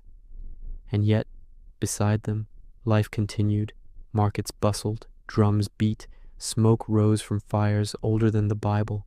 The missionaries had come to bring light, but the world had its own kind of brightness, one that did not need saving. The age of exploration had conquered lands and bodies. Now it sought to conquer souls. But even that empire would find its limits, for faith cannot be mapped, and the heart has its own geography, untamed, unknowable, and vast. Part 16. Encounters in the East. By the time Europe's ships reached the East, the world was already ancient. Civilizations older than their empires waited beyond the edge of their maps. Realms of silk and jade, of dynasties and philosophies that had watched the tides of history for millennia. The explorers who came here thought they were bringing discovery, but in truth, they were the ones arriving late. When Portuguese sails first appeared on the horizon of India, China, and Japan, they entered worlds that did not need them. The Mughal Empire ruled much of the subcontinent with splendor and art. In Beijing, the Ming dynasty governed a land so vast and organized that even its smallest provinces dwarfed European kingdoms. In Edo, future Tokyo, the shoguns balanced isolation with order, crafting peace from centuries of war. To these cultures, Europe's hunger looked both alien and naive. Still, the meeting was inevitable. The monsoon winds that carried cloves and pepper also carried ambition. The Portuguese were the first to arrive. Goa became their jewel, Macau their gateway to China, Nagasaki their brief foothold in Japan. Behind them came the Dutch, then the English, then the French, each one a shadow following the other, each one certain they had arrived by divine right. At first the exchanges were cautious, even curious. European merchants brought glass, firearms, clocks, and telescopes, wonders of craft, yet strange to those who already possessed their own marvels. In return, they received silks so fine they could pass through a ring, porcelains painted like dreams, and spices that turned Europe's winters fragrant. The air of every port was thick with the smell of camphor, sandalwood, and sweat. In the great courts of Asia, diplomacy took on the grace of theater. The Mughals received foreign envoys amid gardens where fountains sang and peacocks shimmered. The Chinese mandarins demanded tribute and humility, reminding these seafaring newcomers that civilization did not begin in the West. And in Japan, the shogunate allowed trade under strict watch, granting glimpses of its riches while guarding its soul.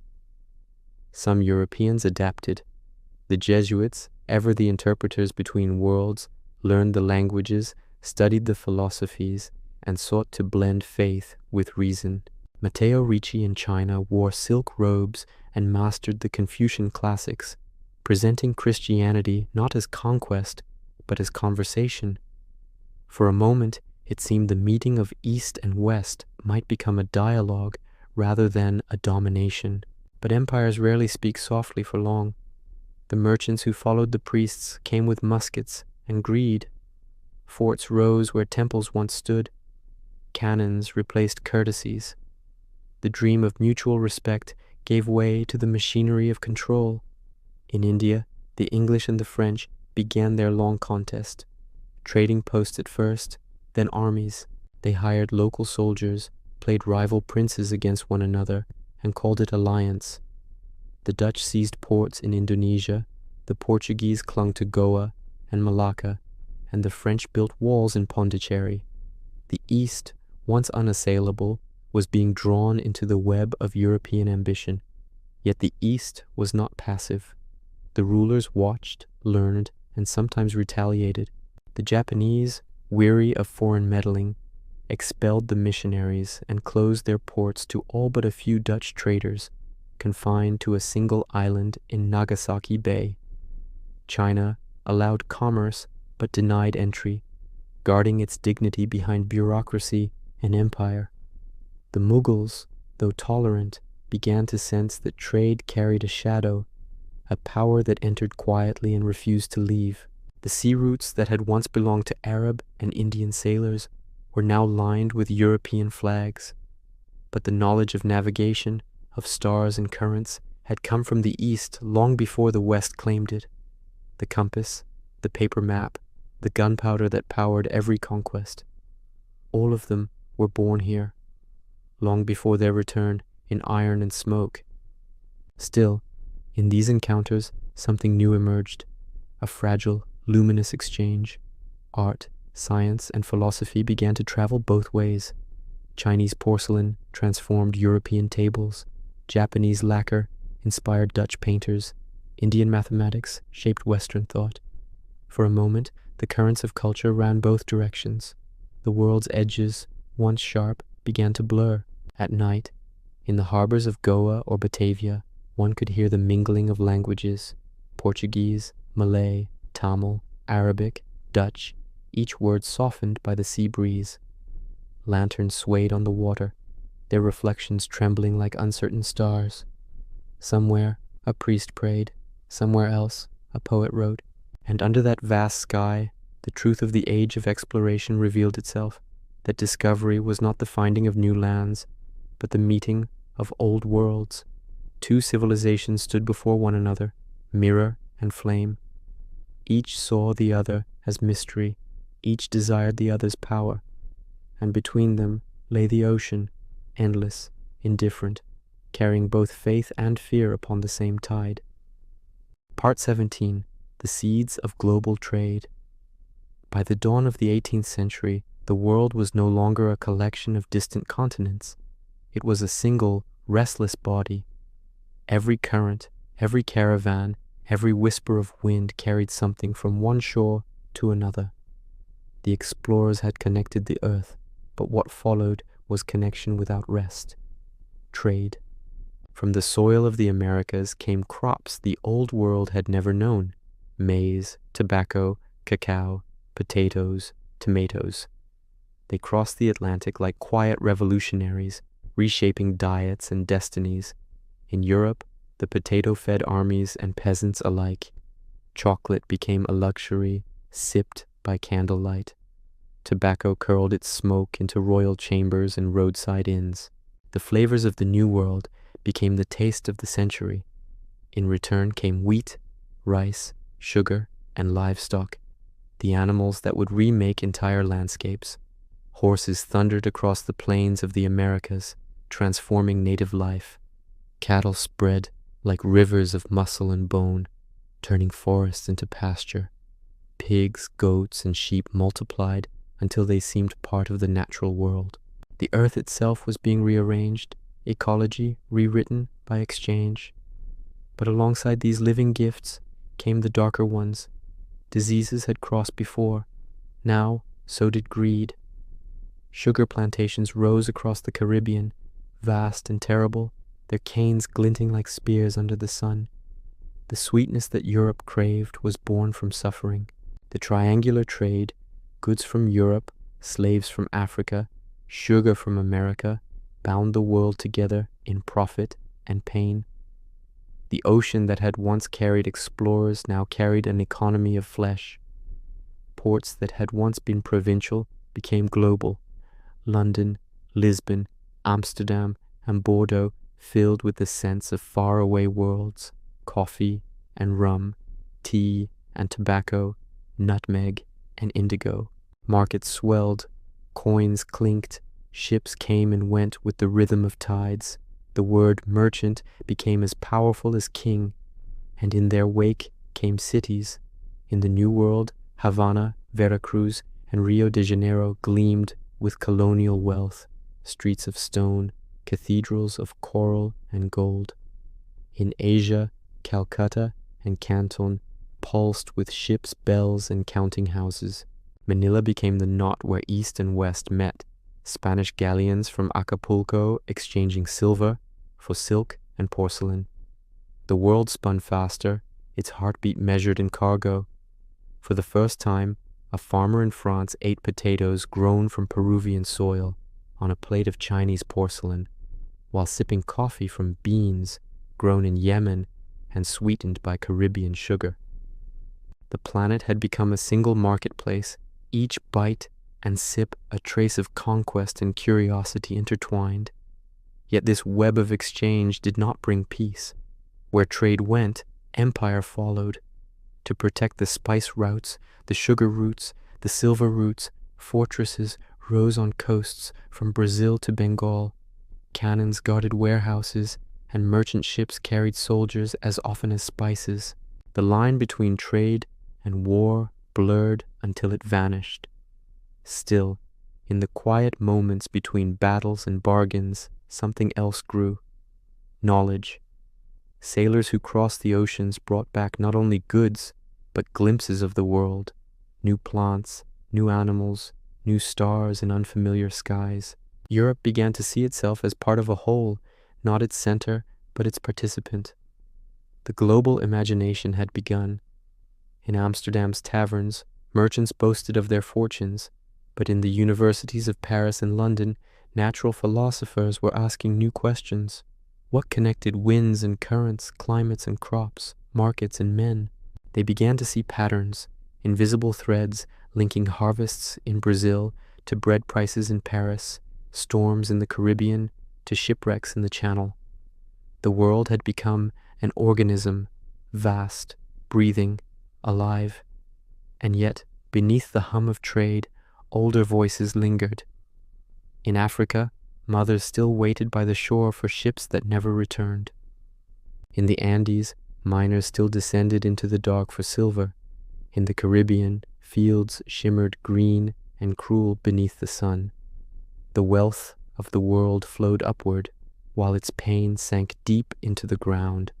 But in this tangle of gain and grief, something irreversible had happened.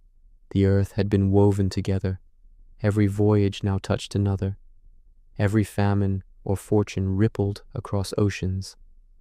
The dream of the explorers to make the world one had come true, though not as they imagined. The seeds of global trade had been planted, and they grew wild. No hand, not even a king's, could stop them. The wind carried them farther than any map, scattering them across time. Even now, in the scent of coffee or the gleam of porcelain, their story lingers, the story of a world that learned to move as one and never again stood still. Part 18, The Age of Empire. The 18th century opened with the sound of sails, and by its end, the world had been divided not by discovery, but by ownership. Exploration had ripened into empire. The same winds that once carried wonder now carried war. The floating empires of merchants had become the standing empires of kings. Spain's hold stretched from Mexico to Manila, Portugal's, from Brazil to Goa, the Dutch from Batavia to the Cape, the French from the Caribbean to Indochina. And rising above them all like a tide no one could stop, came Britain. Its ships, disciplined and relentless, turned the sea into an empire of their own. The flags that once fluttered on single masts now flew over continents. The very language of discovery had changed.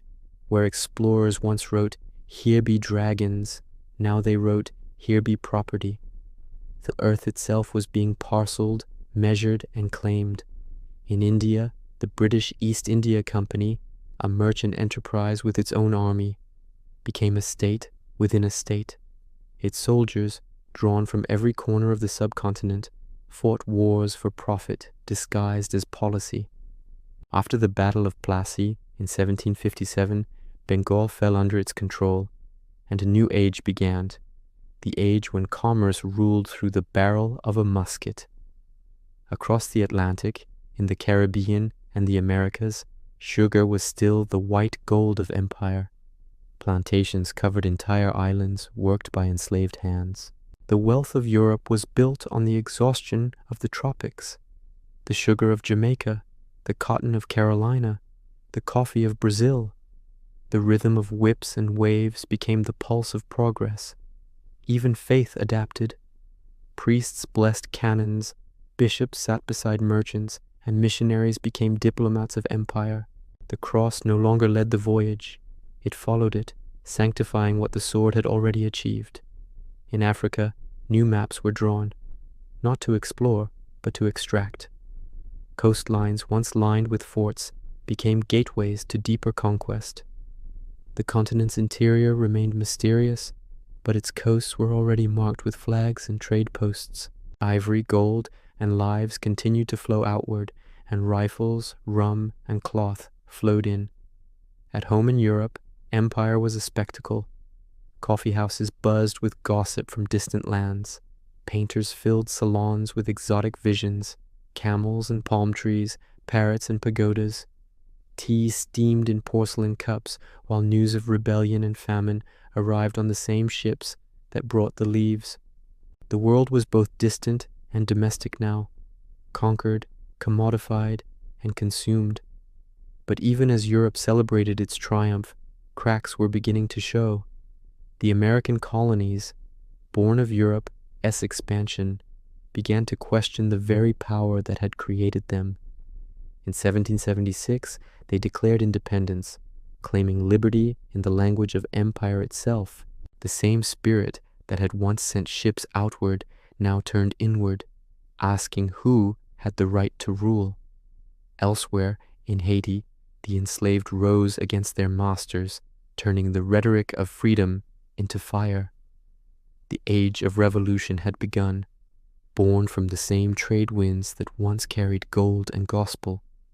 Yet empires endure not only through power, but through belief. The belief that expansion is destiny, that control is civilization, that to rule is to enlighten. The explorers had once sought to prove the earth round. The empire builders sought to make it theirs. The great cities of Europe, London, Paris, Amsterdam, Lisbon, glittered under candlelight, their cathedrals funded by distant suffering. Philosophers debated reason, while sailors starved in tropical heat.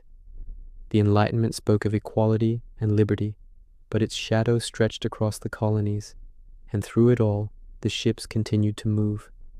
They carried inventions now, steam engines, telescopes, microscopes, symbols of a world growing rational, mechanical, certain.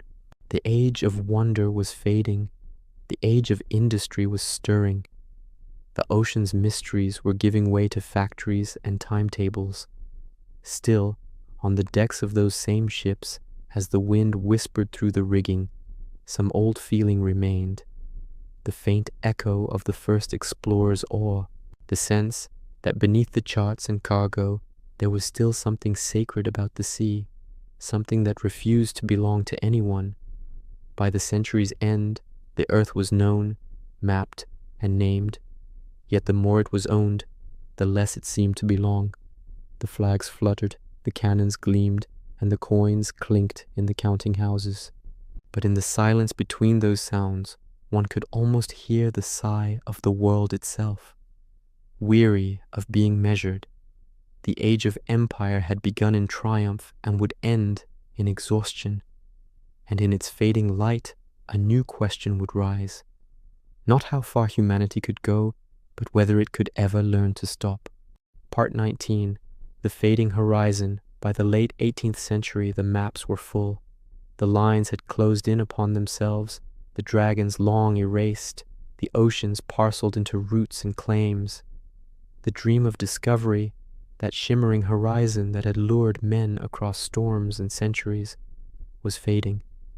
What remained was the afterglow, a world both known and restless, crowded and lonely at once. The age of exploration had been a story of expansion, but now expansion had reached its edge. From the Arctic ice to the South Sea, from the jungles of Brazil to the sands of Arabia, there were few blank spaces left to fill. The cartographers' pens, once trembling with wonder, now repeated themselves. The world had been measured, named, and sold. The earth was complete, and yet humanity was not. Still, ships continued to sail, not for discovery now, but for dominance, for commerce, for routine. The ocean, once a frontier, had become a corridor. Steam would soon replace the wind. Precision would replace courage. The smell of salt and tar was joined by coal and iron. Where the explorers once prayed for steady weather, now engineers charted the seas with mathematics. In the harbors of Europe, old sailors sat by the docks and watched the young depart, their ships no longer wooden but steel. The sound of waves was the same, but the meaning was gone. They remembered the days when the horizon was a promise, not a schedule, when the creak of the mast sounded like the voice of God. Now, the oceans were tamed, their mysteries traded for certainty. The great empires, grown heavy on their own victories, began to falter under the weight of what they had built. The colonies, once silent, began to speak. The same winds that had carried conquest now carried rebellion, in whispers first, then in declarations. Across the Americas, independence movements flared like sparks. In Asia and Africa, the first voices of resistance began to stir. The world that had been unified by force was beginning to fracture by will. And yet, in another sense, the earth had never been more connected. Ideas traveled faster than ships. The printing press, the telegraph, and the newspaper turned exploration inward, into knowledge, into self. The explorer became the scientist, the cartographer, the philosopher, the adventurer, the observer. The frontier was no longer the sea, but the mind. But not everyone was ready to let the horizon go. Men still sailed to the poles, to the frozen edges of the planet, chasing the last unclaimed mysteries. James Cook charted the Pacific with an eye for precision rather than conquest, mapping islands and stars alike. The Arctic and Antarctic, the coldest, cruelest places on Earth, became the new symbols of wonder. Yet even these final voyages were tinged with melancholy. For every discovery, there came the quiet realization that the age of wonder was closing. In the salons and studies of Europe, explorers' journals became bedtime reading.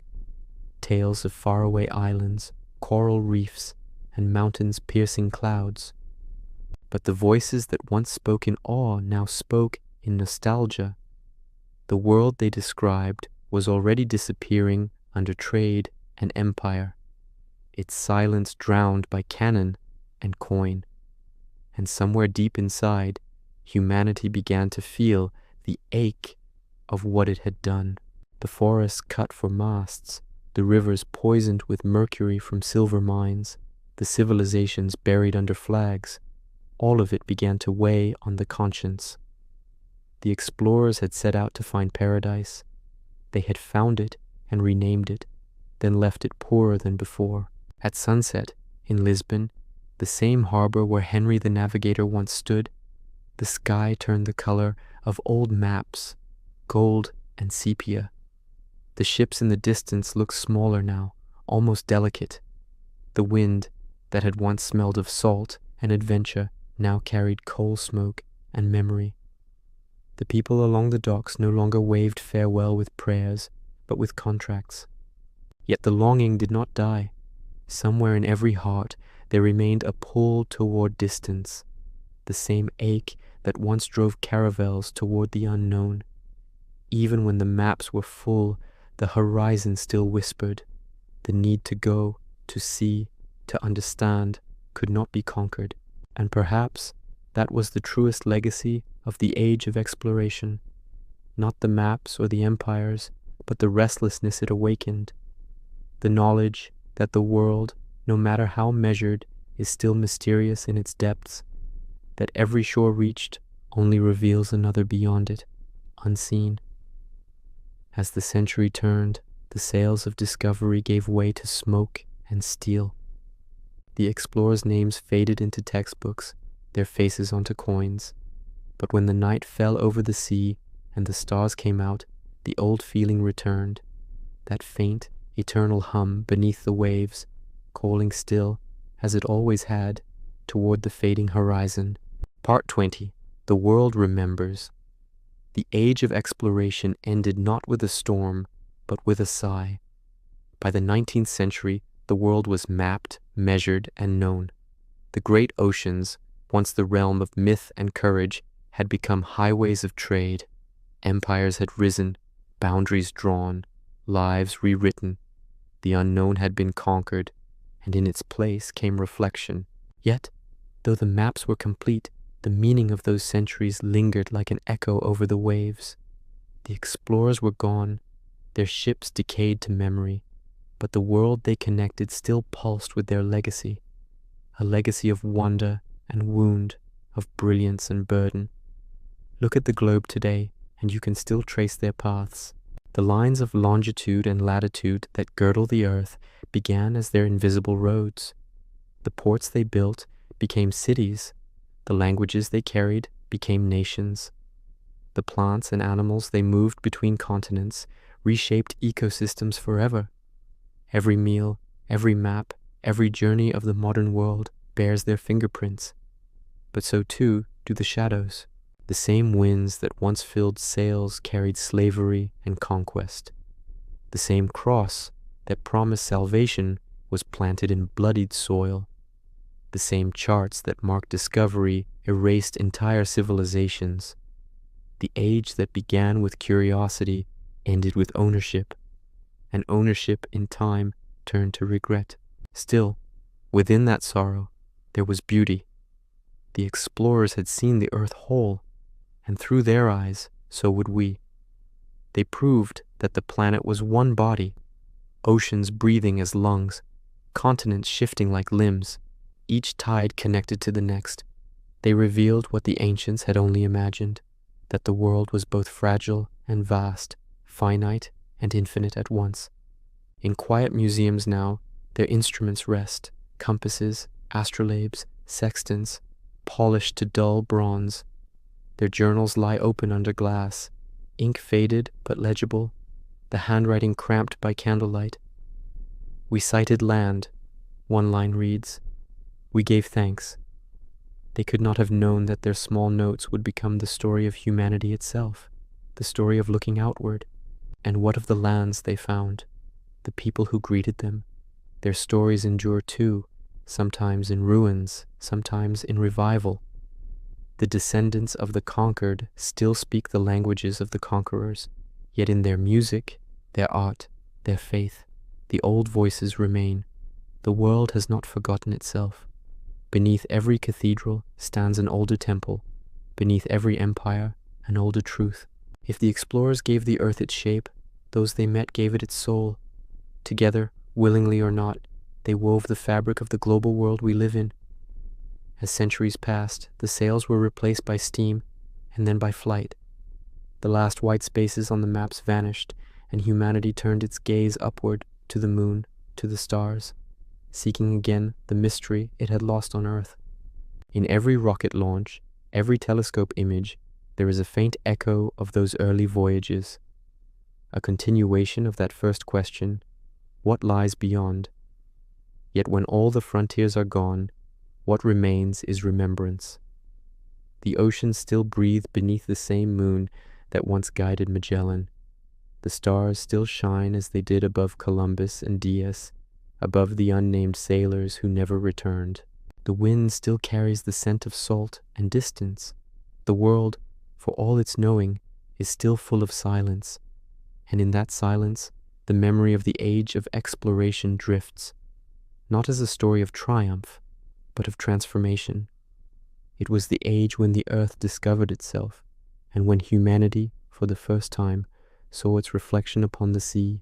So tonight, as the waves move against the shore, and the stars mark invisible routes above, remember this: the explorers are gone, but the horizon remains. Every dawn, it calls again, softly, endlessly, asking not for conquest this time, but for understanding. If you enjoyed drifting through this piece of the past, maybe leave a like, or just let the story carry you to sleep. And if you'd like to hear more quiet journeys like this one, you can subscribe. But only if it feels right. The ocean is calm now, the maps are still, the world remembers you,